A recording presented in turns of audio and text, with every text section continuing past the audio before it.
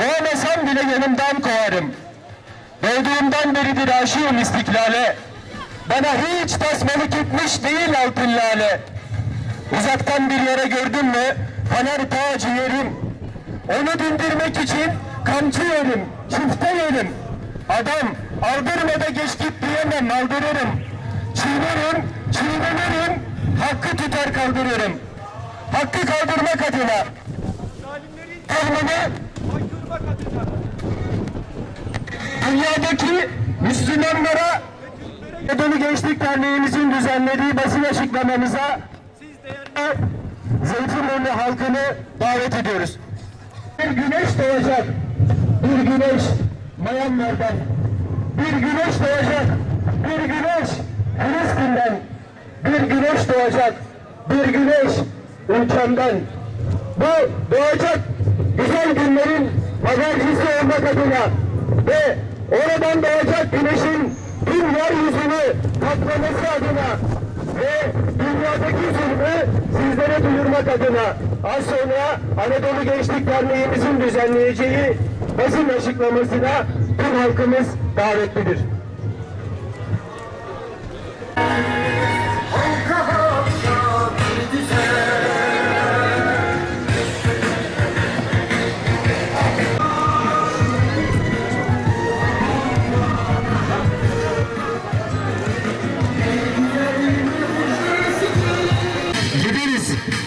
Nur yolumuzda gideriz.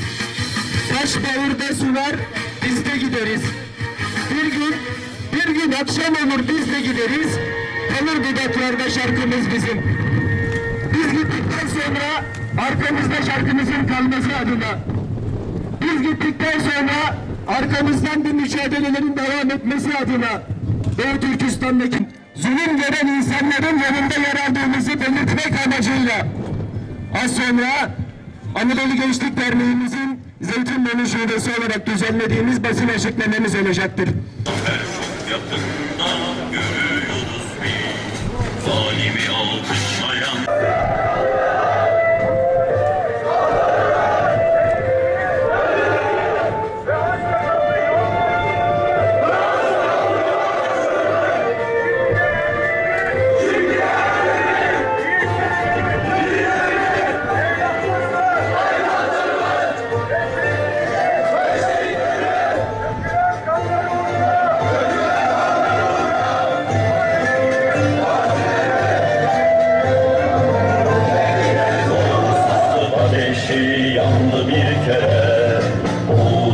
Tümsek tesellinin eve dönsek de, sanmadı tekerlek kalır tümsekte.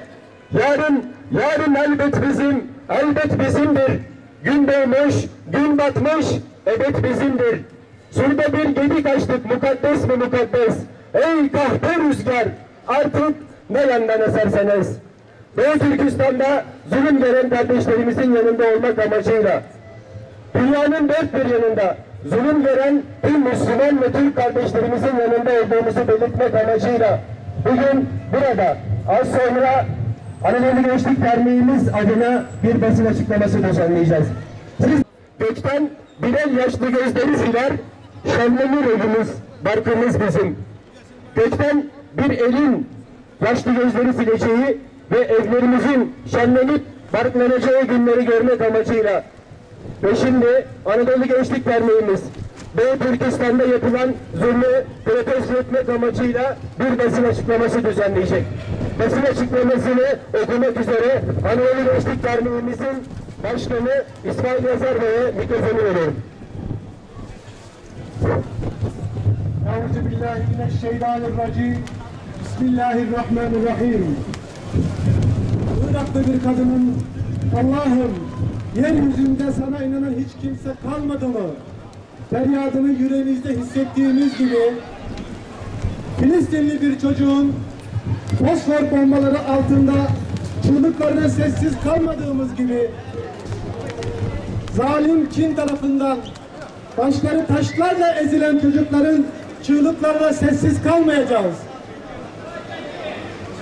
Anadolu Gençlik Derneği olarak her zaman olduğu gibi yine yakın çevremizde ve uzak doğuda devam eden zulüm, işkence ve sürgün haberlerini zorbalar ve katiller üstüne örtmeye, gizlemeye, sesimizi kısmaya çalışsa da biz haykırmaya devam edeceğiz. Sesimizi hiç kimse kısamayacak. Kıyamete kadar sürecek olan hak ve batıl mücadelesinde tavrımız ne pahasına olursa olsun haktan yana olacaktır. Dört bir tarafımız ateş çemberine çevrildiği şu günlerde Doğu Türkistan'da da işgal, işkence ve soykırım dünyanın gözünün içine baka baka sistematik bir şekilde devam etmektedir.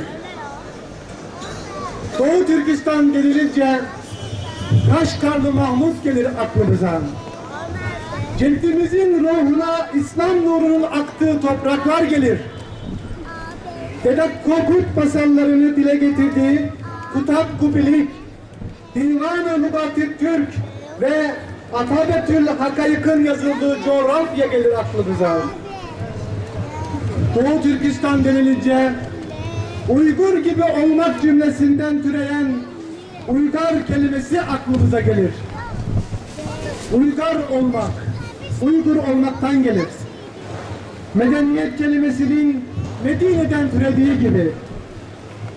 Ne yazık ki şimdi Türkistan denince, Uygur denince, Türkmenistan, Filistin, Keşmir, Suriye, Irak, Mısır, Gazze, Arakan, Cezayir, Somali, Kırım denince aklımıza mazlumiyet, mahrumiyet, işkence ve ölüm gelir oldu. İslam coğrafyasında olduğu gibi Doğu Türkistan'da da zulüm ve gözyaşı hiç bitmedi. 5 Nisan 1990 Ramazan'ın 17. günü Barın katliamı. 5 Şubat 1997 Kadir Gecesi Gulca katliamı. 5 Temmuz 2009 Urumçi katliamı.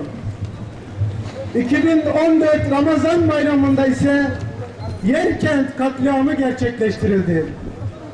Bunlar yapılan onlarca katliamlardan sadece aklımızda kalanları. Müslüman Uygurlu kardeşlerimize yoğun baskı uygulayan zalim Çin yönetimi hac, tesettür ve sakalı yasakladıktan sonra 1 Ocak'tan itibaren resmi kurumlarda, okullarda ve iş yerlerinde kanunsuz uygulamış olduğu yasaklara resmiyet kazandırdı. Namaz yasağının yanında dini giysilerle iş yerine gelme, kadınların başörtüsü takması ve kişinin İslam dini mensubu olduğunu gösteren diğer semboller de yasaklandı. Uygur özerk bölgesinde bir süre önce internet ve cep telefonlarından dini mesajlar paylaşanlara para cezası öngörülen bir düzenleme kabul edilmişti. Ramazan ayında oruç tutmaları da yasaklandı. Ramazan ayında okullarda Müslüman çocuklara zorla yemek yedirildi. Çin, Uygur Türkleriyle pasaportlara özel olarak yerleştirdikleri yeni bir elektronik çip vasıtasıyla etnik ayrımcılık yapıldığı tespit edildi. Kontrol noktalarında çipli pasaport okuyucusu sıra Uygurlu Türk'e gelince sinyal ve alarm vermeye başladı. Çinli yetkililer Uygur ve Tibetlilerin pasaportlarına özel kodlama yapıldığını gayri resmi olarak kabul ediyorlar. Bu ayıp sadece Çin'in değil, sessiz kalan İslam dünyasının da ayıbıdır. Anadolu Gençlik Derneği olarak yıllardır gerçekleştirilen bu zulmü yapmış olduğumuz bu basın açıklaması aracılığıyla bir kez daha lanetliyoruz. Anadolu Gençlik Derneği olarak Türkiye'deki tüm sivil toplum kuruluşlarını Doğu Türkistan'daki zulme karşı sessiz kalmamaya davet ediyoruz. Başta Türkiye Cumhuriyeti olmak üzere İslam İşbirliği Teşkilatı'nı ve bu zulme hassasiyet gösterebilecek tüm ülkeleri Çin hükümetine karşı harekete geçmeye davet ediyoruz.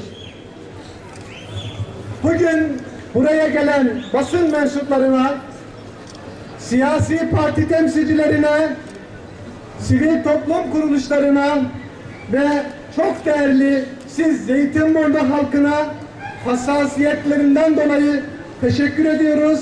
Saygılarımızı sunuyoruz. Sağ olun, var olun. Allah razı olsun.